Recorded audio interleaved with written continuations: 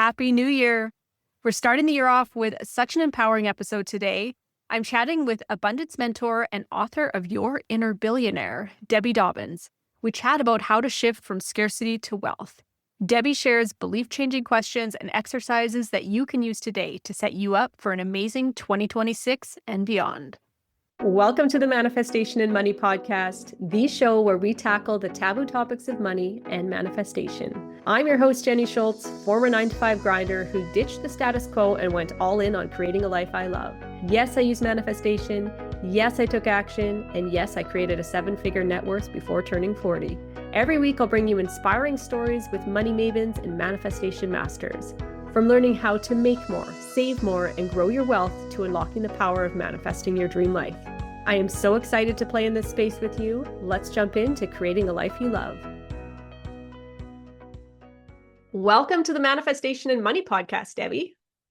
Hey, I'm so excited. My two favorite words, manifestation and money. I know we're going to have an amazing conversation here, especially because you're a girl that has a book called Your Inner Billionaire. So introduce yourself to the guests and just share who you are and what your story is.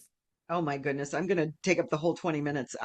So I'm Debbie Dobbins, and I wrote a book called Your Inner Billionaire because it's based on the history of my life being an abundance teacher, but having some really amazing roadblocks along the way, dragons on your hero's journey, as I often call it. I've had a drug addiction, and I've had an IRS lien that was $500,000, and I've been diagnosed with cancer and thrived through that.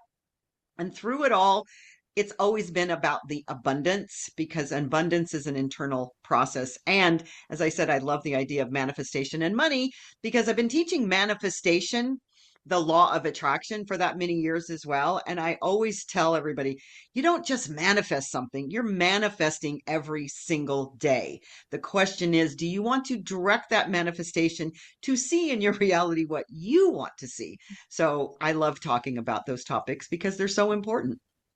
Yeah, I love how you said that, to direct your intention of what you want. Because, yeah, it's so true. We're manifesting every second. We manifested this chat together. I have lots of people that apply to the show, and I'm like, that's not the person that I am trying to attract to talk to. So we connected because we are two girls that want to talk about the same things. I love how you said that, to direct our attention. Yeah. How did you connect with going through all that stuff that you went through?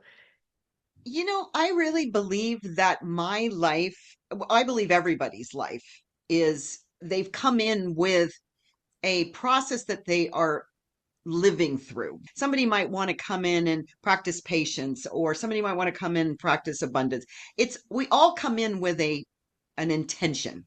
And how it shows up and unfolds in our lives, I find very interesting. When I was going through those areas or those times, I didn't really say, oh, I volunteer to be a drug addict, or I volunteer to have these massive liens. And they may have actually looked uncomfortable as I went through them. And yet they were the fodder, which I knew at some point it was going to unfold, that would allow other people to see that they can do that too. So I've had the health, and I've had the wealth, and I've had what I believe everybody in the world is addicted, because we're all addicted to something. Addiction is just taking yourself out and numbing yourself from being in your reality and your presence. I just got those opportunities, and that's what I look at them as, to go through those experiences, I believe, to share that with other people, that there are no excuses. Wayne Dyer wrote a book called Excuses Be Gone. I love that, because that's what I teach, is let your excuses go. They're just stories. They keep us from having the beauty in the life that we desire. And what I've learned through all of those processes also is about a mind shift is not what drives us to get what we say we desire. It's a frequency. So this is where my last episode with being diagnosed with cancer and going through all was the learning that I got, was the feminine energy, which is the understanding of frequency within the body, is what we actually manifest with, that gives us the output or the outpicturing of what we desire. If we desire something and we're not getting it, all we have to do is look at our life and then say, oh, what am I believing? What am I feeling? What am I expressing as an energy that's creating that? So then I can change it from my body and not my mind. This mind is a little AI machine up here. And this is why I love AI so much, is because it's an example of what this is. The body trains the AI, which is our mind, that just follows the program. We train it so we can untrain it or train it differently or write a new story. That's what my last 10 years has been really evolved into, is understanding that it's our frequency from our body that's generating everything that we see in our life. And that's an empowering lesson to learn, that you can train it. So often we think we've been dealt these cards and we just have to keep believing the story that has brought us here. But if we can train ourselves, how does somebody go from this lack place and train their frequency to adjust to abundance?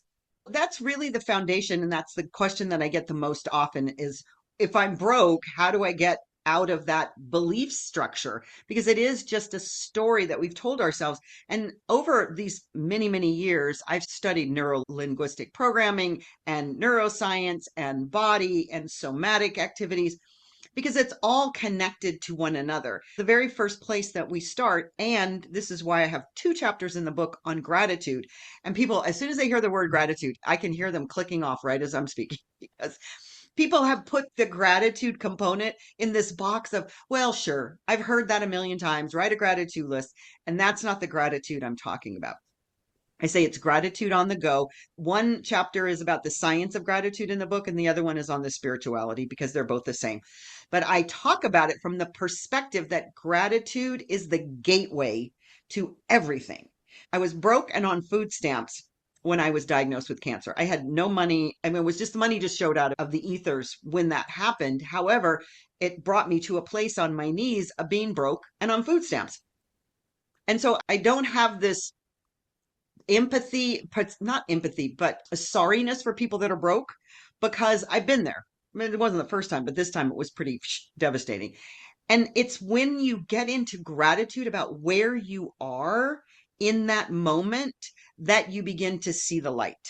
Because if we can't be grateful for where we are, as I had a abundance teacher years ago, Edwene Gaines, she says, if you can't give from where you are, no matter what it is, how do you expect God, universe, to say, we're going to give you a whole bunch more money so that you can't give that away? Because we have to start where we are. Giving and gratitude are the very first components. No matter how broke you are, you can give $1, you can give a penny, you can give something. So it's giving them from the circulation.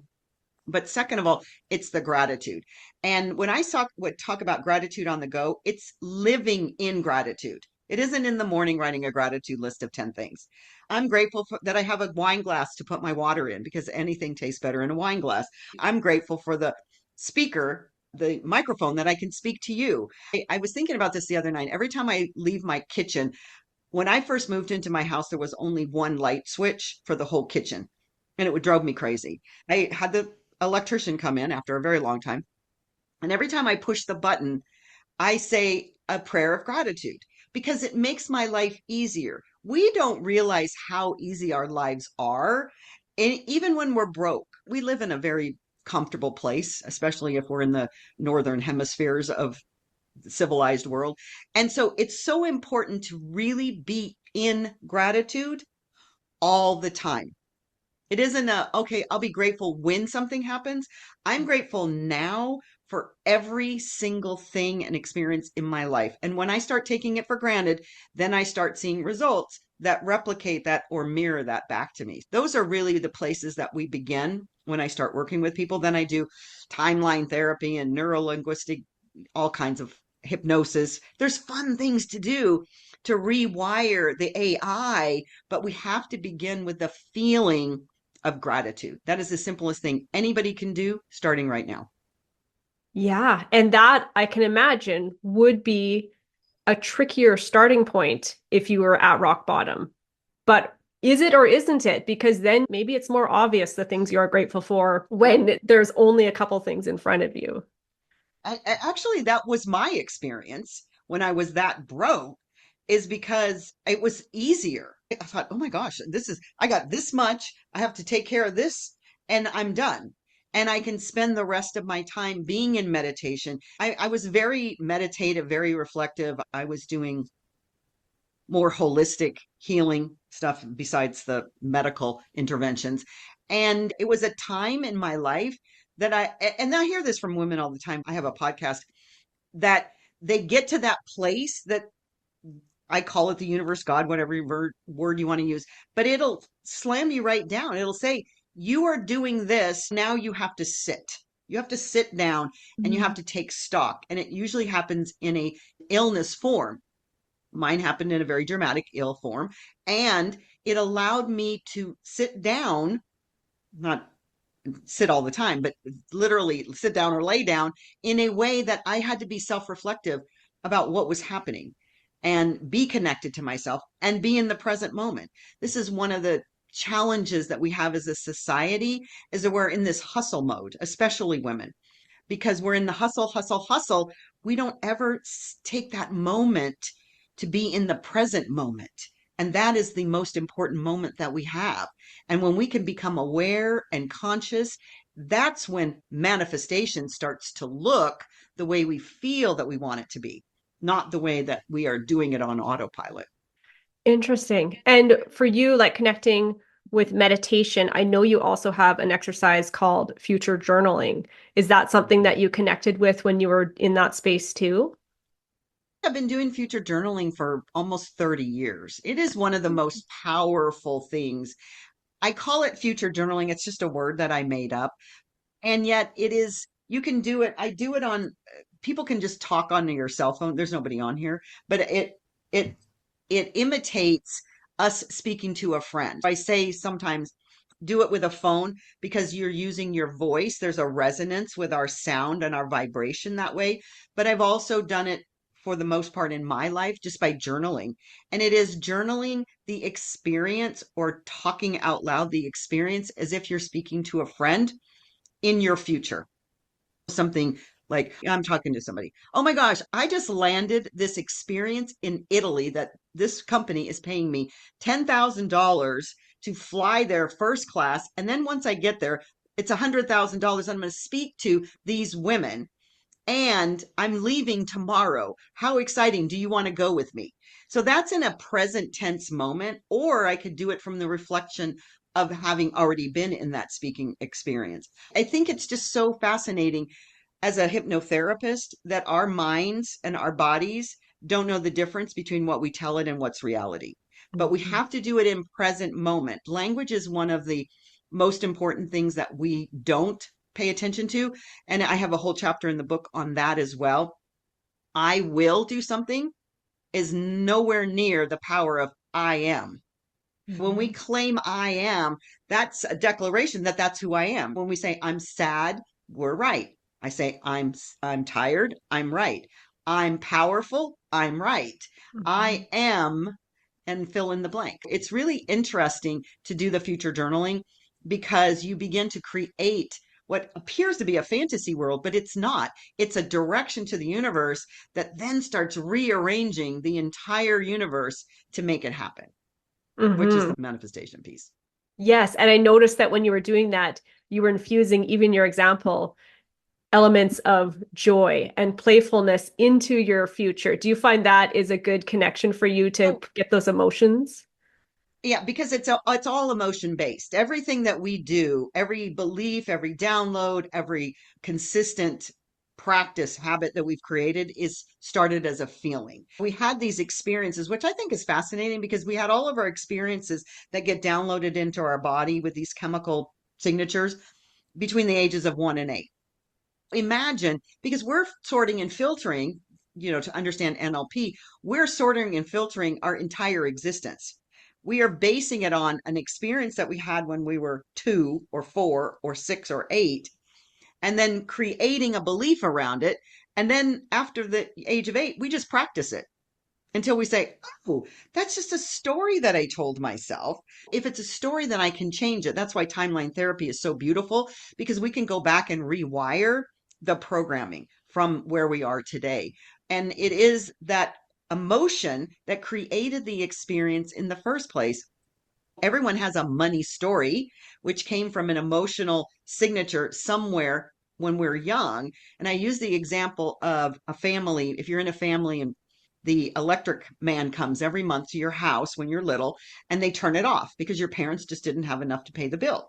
But what it does is the emotions that get generated in an experience like that is you watch your parents get upset with one another, then you watch your siblings cower in the corner, and you're looking at this whole view of something and downloading an emotion and then a belief that says there's never enough. When we unravel our money stories, we begin to see how our signature, how we've created it, and then we can go and rewrite that story in effect, but we have to do it from emotions as well. We can't stay in that same emotion and rewrite the story. So that's why I bring somatics into it as well. We have to shake off all the energy to start fresh with the new emotion, which is joy and happiness and a surprise and excitement and curiosity. You are just a wealth of information. You have all of these different pieces coming in, and I'm just curious, Mhm. what inspired you, for one, create the book that you created? And how did your path unfold of learning these different modalities? Did one just lead into the other, or did you just get fascinated by it and just go down a bunch of different rabbit holes? Well, first of all, I'm 70, so I've had Mhm. a little time to do some, exploration, which is what that is. I'm a naturally curious person. I think I woke up with, why am I here? How does this thing called human stuff work? And I remember I was 10 years old and my teacher brought this book in called Charlotte's Web. And I was just fascinated by the idea of a web that I could tell. I knew the wheels were already spinning as a young girl, that there was something bigger that was connected. And I don't know, that's just an intuitive download. And I remember when I was in my 20s, there was a metaphysical bookstore. So this is back in the 70s in Hollywood, North Hollywood, California, called the Bodhi Tree. And it opened my eyes in a way that to this day is just continue to stimulate that curiosity, because it was a world of not linear that I had experienced as a child. We went to a Presbyterian church, and this is how we learned that Christianity worked. And I question everything. I have been questioning everything since as long as far back as I can remember. And so it's just been an exploration. I think I call myself a research project. I'm researching me to see how I work. And then I see through science now that that is exactly how our neurobiology works, how we show up in the world, how things come together, how psychology works. It's just been an exploration, really. And it's been Mhm. fun because like I said, I'm naturally curious. I don't believe that anybody should spend any time in their life without learning something new every day. Yeah, I love that.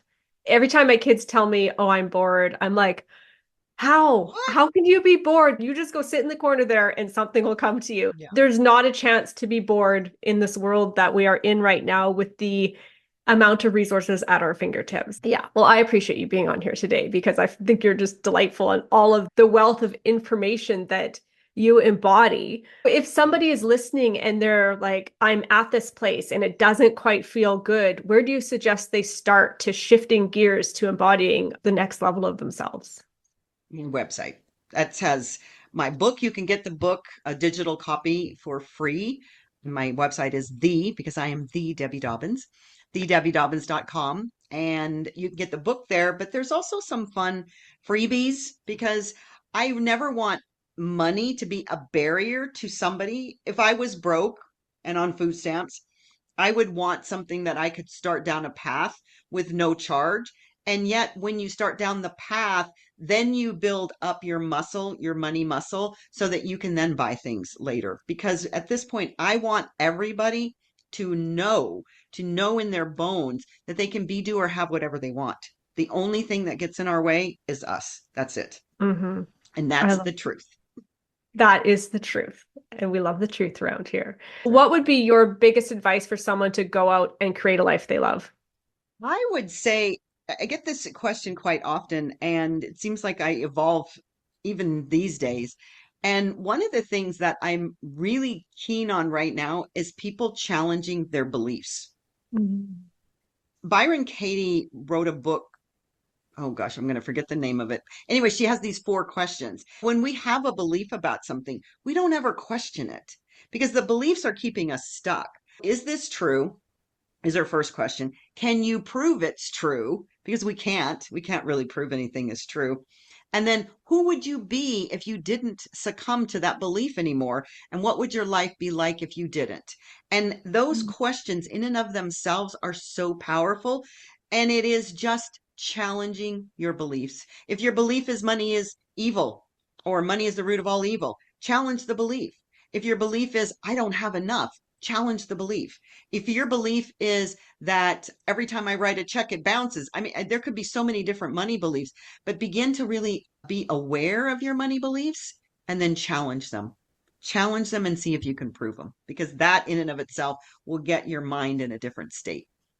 Thank you for sharing that. That is a powerful permission slip in a sense, a note that anybody can go do that. So for the listeners listening, that can go out and have that shift today, right now, if they want to. Right now. Yeah. Thank you so much for joining me on the show today, Debbie, and having this conversation. Yes, thank you so much. It was a pleasure.